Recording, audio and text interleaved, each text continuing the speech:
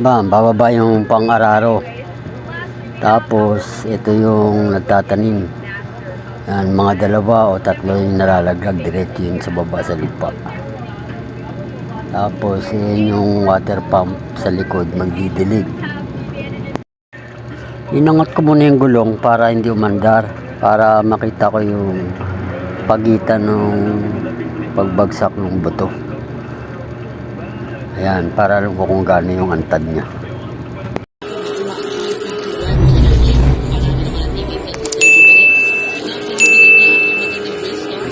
Nilagyan ko na rin ng ano pala yan, ng ultrasonic sensor para kung may babanggaan, i-stop siya. Pati yung water pump, i-stop din.